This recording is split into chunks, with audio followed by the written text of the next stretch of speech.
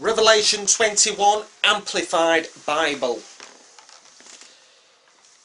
Then I saw a new sky, heaven, and a new earth, for the former sky and the former earth had passed away, vanished, and there no longer existed any sea. And I saw the holy city, the New Jerusalem, descending out from heaven, from God, all arrayed like a bride, beautified and adorned for her husband. Then I heard a mighty voice from the throne, and I perceived its distinct words.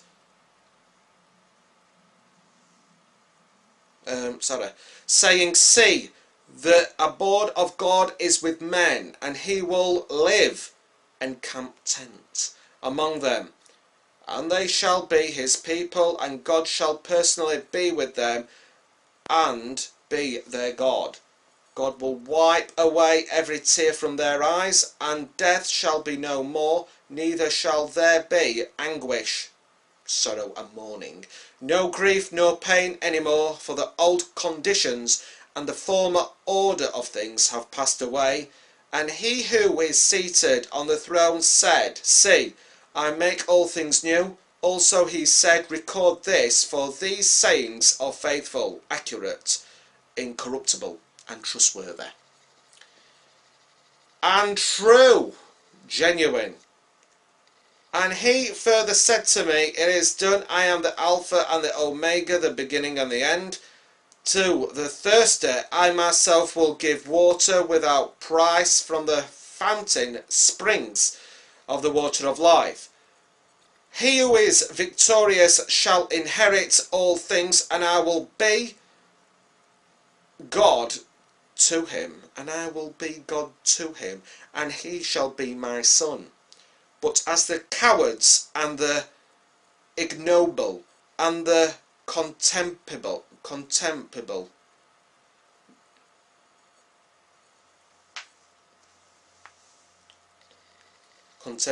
and the cravenly lacking in courage, and the cowardly submissive, and as for the unbelieving and faithless, and as for the depraved and defiled with abominations, and as for murderers and the lewd and adulterous, and the practices of magic arts, and the idolaters, those who give supreme devotion to anyone or anything other than God, and all liars as well, those who knowingly convey untruth by word or deed, all of these shall have their part in the lake that blazes with fire and brimstone. This is the second death. Then one of the seven angels who had the seven bowls filled with the seven final plagues, afflictions, calamities, came and spoke to me. He said, "Come with me, I will show you the bride, the Lamb's wife."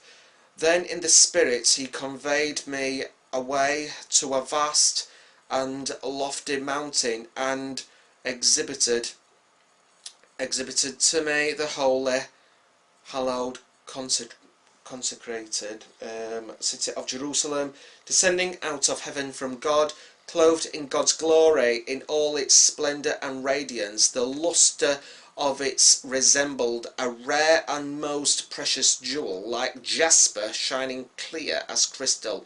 It had a massive and high wall, with 12 large gates, and at the gates they were stationed 12 angels, and on the gates the names of the 12 tribes of the sons of Israel were written. On the east side 3 gates, on the north side 3 gates, on the south side 3 gates, and on the west side 3 gates, and the wall of the city had 12 foundation stones, and on them the 12 names of the 12 apostles of the Lamb. And he who spoke to me had had a golden measuring rod, or reed, to measure the city and its gates in its wall.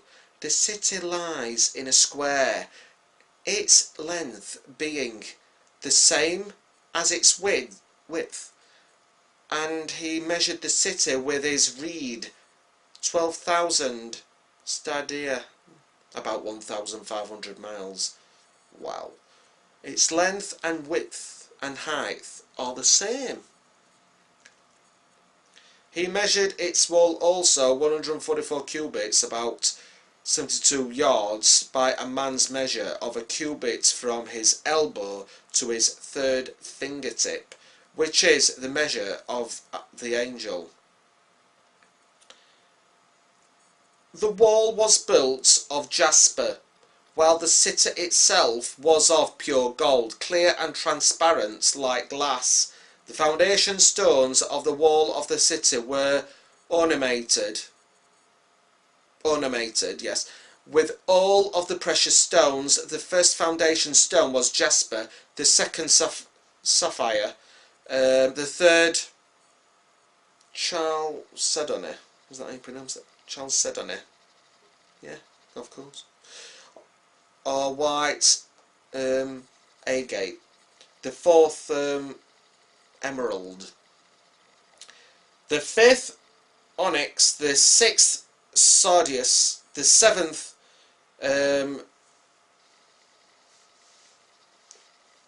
chrysolite.